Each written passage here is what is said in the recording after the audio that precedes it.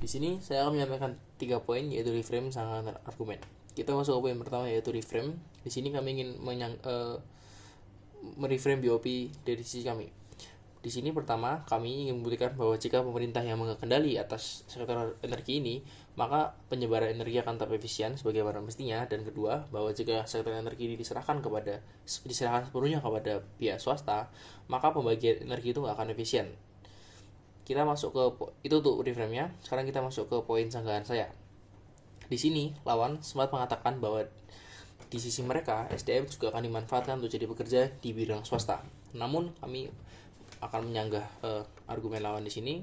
Di sini kita akan buka dengan negasi, di mana ya ini nggak akan terjadi karena di awal tuh lawan juga sempat menyatakan bahwa kondisi negara di sini adalah negara berkembang. Ya artinya di sini SDM itu rendah dan ya nggak akan terkualifikasi untuk bekerja di perusahaan-perusahaan besar yang dipegang oleh swasta. Yang mana juga sempat lawan sampaikan tadi bahwa ya lawan mengatakan bahwa jika misalnya orang sektor energi akan tetap diatur oleh pemerintah dan beserta negaranya, maka justru akan menimbulkan kerugian lebih banyak karena mereka nggak punya kapasitas. Yang artinya di sini apa yang lawan sampaikan tuh salah, dan di sini argumen lawan tuh nggak relevan. Kita juga perlu paham bahwa swasta itu perusahaan yang profit oriented, artinya mereka tuh jelas nggak akan mau mempekerjakan orang-orang yang berkualitas rendah. Yang artinya di sini lawan nggak bisa memberikan dampak positif di kasus mereka selain bagaimana perusahaan swasta itu lebih efisien, yang juga akan kami tolak di argumen kami nanti. Yang artinya di sini kasus lawan tuh hancur. Sekarang kita masuk ke argumen yang judulnya perusahaan swasta tidak transparan. Kita masuk ke poin pertama, yaitu latar belakangnya. Di sini kita perlu tahu bahwa swasta itu adalah perusahaan yang sangat profit oriented. Yang artinya apa? Mereka tuh muncul dan dibangun untuk mencari keuntungan dari kondisi negara yang berkembang misalnya.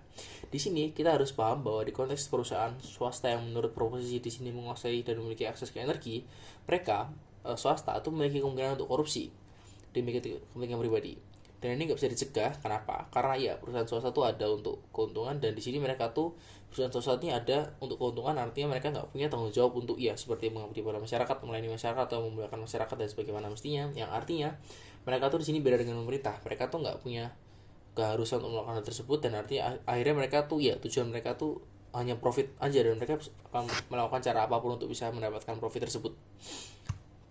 Sekarang kita masuk ke perubahannya. Di sini tesisnya kami ingin membuktikan bahwa di sini pemerintah bisa lebih memaksimalkan keuntungan dari sektor energi. Dan aktornya siapa? Di sini yang berubah. Di sini pemerintah akan tetap memegang kendali atas sektor energi. Namun, demi mengatasi masalah kekurangan kapasitas seperti yang sudah disampaikan lawan di awal tadi, pemerintah di sini akan tetap menjual sebagian saham mereka seperti kayak ya 49% tuh ke swasta. Dengan ini sumber daya akan tetap diurus dengan efisien. Artinya apa? Artinya ya pemerintah tuh tetap menguasai sektor energinya, namun mereka juga akan memberikan sedikit beberapa persen bagian sahamnya ke swasta. Untuk apa? Untuk pada akhirnya mereka bisa mengatasi masalah ya kapasitas yang ada di awal tadi. Artinya di sini pemerintah tetap bisa mengawasi bagaimana perusahaan-perusahaan ini bekerja, bagaimana pendanaannya dan segala macamnya, dan akhirnya mereka, karena pemerintah ini tugasnya untuk melayani masyarakat, mereka akhirnya tetap bisa memberikan pendanaan yang transparan pada masyarakat, dan akhirnya ya di sini mereka jadi tetap masyarakat akan tahu, dan ini bisa mencegah korupsi-korupsi yang mungkin terjadi di sisi lawan, yaitu jika swasta nggak kendali 100%. Dan lalu akhirnya di sini pemerintah tuh juga akan tetap bisa sektor energi akan tetap bisa berjalan dengan efisien. Kenapa? Karena pada akhirnya di sini perusahaan swasta itu adalah perusahaan yang profit oriented, yang di saat yang sama mereka juga mereka juga berprinsip untuk ya mendapatkan profit sebanyak mungkin, dan juga menjalankan apa yang mereka lakukan dengan sangat efisien. Karena itu mereka pasti akan memaksimalkan pendistribusi energi mereka sebagai tanggung jawab mereka sebagai perusahaan swasta. Lalu di sini kita masuk ke alasan strukturalnya. Ya, pertama alasan strukturalnya itu pemerintah punya kewajiban untuk transparan, dan juga kedua swasta punya kapasitas, dan ya mereka pasti menjaga kualitas kerja mereka sebagai perusahaan yang profit oriented.